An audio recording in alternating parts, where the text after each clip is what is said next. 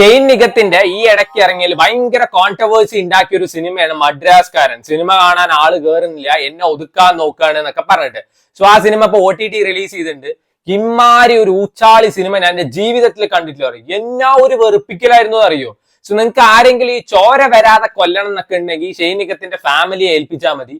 ഈ ചെവിയിൽ വന്നിട്ട് ചീവീട് ചിലക്ക് നമ്മൾ കിരികിരാ വന്നിട്ട് വെറുപ്പിച്ച് അങ്ങോട്ട് കൊല്ലും. മനുഷ്യന്റെ ചെവി തിന്നുന്ന വേണമെങ്കിൽ പറയാം. നമുക്കൊക്കെ ഇങ്ങനെ തരിച്ചു വരും ഫോണൊക്കെ എടുത്ത് എറിഞ്ഞ് പൊട്ടിക്കാൻ. പക്ഷെ പറ്റില്ലല്ലോ, അവനവന്റെ കാശ് കൊടുത്ത് മേടിച്ചതല്ലേ. സോ ഈ സിനിമയിൽ എങ്ങനെയാണ് വെച്ചാൽ ഷെയ്ൻ നിഗത്തിന്റെ ഒരു ഫാമിലി ഒരു സ്ഥലത്ത് വെറുപ്പിക്കുമ്പോൾ ഷെയ്ൻ നിഗത്തിന്റെ കാമുകിയും തമ്മിൽ വേറെ റൊമാൻസ് ഉണ്ട് വേറൊരു സ്ഥലത്ത് വെറുപ്പിക്കാൻ വേണ്ടിയിട്ട്. ഷെയ്ൻ നിഗം ഏത് നേരം കാമുകിയുടെ ചെവി തിന്നോണ്ടിരിക്കും, കാമുകി ഷെയ്ൻ നിഗത്തിന്റെ ചെവി തിന്നോണ്ടിരിക്കും. ഇവര് രണ്ടുപേരും കൂടി നമ്മുടെ ചെവി തിന്നോണ്ടിരിക്കും, ഉയരെടുക്കും. സോ ഇടയ്ക്ക് ഈ പാസം അങ്ങനത്തെ സാധനമൊക്കെ ഉണ്ട്. ഈ ഫാമിലിയെ പറയുന്നത് പാസം ഓവർലോഡഡ് അങ്ങനെ കുറെ വെറുപ്പിക്കുന്ന സാധനമുണ്ട്. സീരിയൽ പോലെയാണ് എടുത്തു വെച്ചിരിക്കുന്നത്. സീരിയലിന്റെ ഒരു കളർ ഗ്രേഡിങ്ങും ടെക്സ്ചറും ഒക്കെ ഒരു പോസിറ്റീവ് ഉണ്ട്. പാട്ടൊക്കെ അത്യാവശ്യം കൊള്ളായിരുന്നു.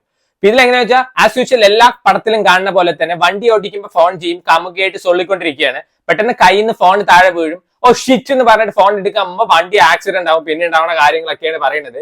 ഈ ഷെയ്ൻ നിഗം എങ്ങനെയാണെന്ന് വെച്ചാൽ ഈ പ്രസംഗ മത്സരത്തിന് പോയ പോലെയാണ് ഈ മറ്റേ തമിഴ് സംസാരിക്കുന്നത്. ആരോ എഴുതി കൊടുത്തിട്ടുണ്ട്, അത് നോക്കിയിട്ട് അങ്ങനെ വായിക്കുന്ന പോലെ ഭയങ്കര ആർട്ടിഫിഷ്യൽ ആയിരുന്നു.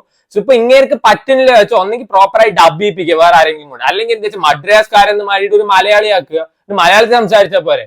ഇവർക്ക് വന്നിട്ട് ഇവിടെ മലയാളം കുരച്ച് അരിയാന്നൊക്കെ പറയുന്ന പോലെയാണെന്ന് വെച്ചാൽ നമുക്ക് അങ്ങനെയും ചെയ്യാം, അതാണ് നല്ലത്. ഇത് മദ്രാസിൽ കുറെ കാലമായിട്ട് സെറ്റിൽ ചെയ്തവരാണ്, അങ്ങനെയാണ് തേങ്ങയാണ് എന്നൊക്കെ പറഞ്ഞിട്ട് തമിഴാണെങ്കിലും മുക്കി മൂളിയിട്ടാണ് പറയുന്നത്.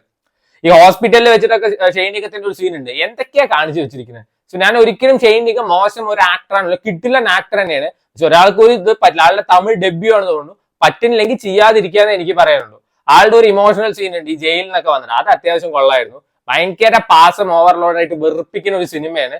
ഈ റൊമാൻസും അതേപോലെ തന്നെ അനാവശ്യമായിട്ട് ഒന്നിന്റെ ഇടയിൽ ഒന്ന് പാട്ട് നല്ലതാണെങ്കിൽ പോലും ഇടയിൽ ഇങ്ങനെ കുത്തി കയറ്റുമ്പോൾ ഒരു രസമില്ല. ആരൊക്കെ പറഞ്ഞിട്ടുണ്ടായിരുന്നു ഇത് ഈഗോ ക്ലാഷ് ബേസ്ഡ് മൂവിയാണ് എത്ര ആരുടെ ഇത് പറഞ്ഞ ഈഗോ ക്ലാഷ് ബേസ്ഡ് മൂവി കണ്ടിട്ടുണ്ടാ? ശരിക്കും ഒരു ഈഗോ ക്ലാഷ് ബേസ്ഡ് മൂവി പറയാം, രണ്ടുപേരും അത്രയ്ക്ക് സ്ട്രോങ് ആണ്, സൂപ്പറായി എടുക്കാൻ പറ്റിയ ഒരു പടമാണ്. ഇപ്പൊ നമ്മളെ ഹരീഷ് കല്യാണം എടുത്ത് നോക്കിയാൽ മതി. ഈഗോ ക്ലാഷ് ബേസ്ഡ് മൂവിയാണ് വെച്ചാൽ ഹരീഷ് കല്യാണം ഏറ്റവും ബെസ്റ്റ് ചോയ്സ് പറയാം. ആളുടെ പാർക്കിംഗ് ആയാലും അതേപോലെ തന്നെ ലബ്ബർ പന്തിലൊക്കെ നമ്മളത് കണ്ടതാണ്. ഇതിൽ ഈഗോ ക്ലാഷിൽ തേങ്ങയില്ല, കുറെ തല്ലുകളുണ്ട്, പിന്നെ അതിലൊരു ട്വിസ്റ്റ് കൊണ്ടുവരുന്നുണ്ട്, പിന്നെ പോയിട്ട് കുറെ തല്ലു കൊടുക്കുന്നുണ്ട്, അങ്ങനെ കുറെ കാര്യങ്ങളൊക്കെയാണ് പറഞ്ഞു പോകുന്നത്. എനിക്ക് ബേസിക്കലി ഒട്ടും ഇഷ്ടപ്പെടാത്തൊരു സിനിമ, ഭയങ്കര വെറുപ്പിക്കലായിരുന്നു. സീരിയസ്ലി പറയാലോ, ഉറങ്ങാൻ പോലും പറ്റില്ല, അമ്മാരി വെറുപ്പിക്കലായിരുന്നു. ഈ ചെവിയിൽ വന്നിട്ട് ഇങ്ങനെ തിന്നോണ്ടേ ഇരിക്കുന്നുണ്ട്. നിങ്ങൾക്ക് സമയം ഉണ്ടെങ്കിൽ കണ്ടുവെക്കുക, കുറെ പേർക്ക് ചിലപ്പോൾ ഇഷ്ടമാവും, ചിലർക്ക് ത്രില്ലടിപ്പിക്കും. എനിക്ക് ഒട്ടും വാക്കാവാത്ത പടമാണ്. എനിക്ക് ഷെയ്ൻ നിഗത്തിന്റെ വൺ ഓഫ് ദ പൂറസ്റ്റ് പടങ്ങളിൽ ഒന്ന് വരുന്നതായിട്ടാണ് തോന്നിയത്. സോ നിങ്ങൾക്ക് സമയം ഉണ്ടെങ്കിൽ കണ്ടുവെക്കുക.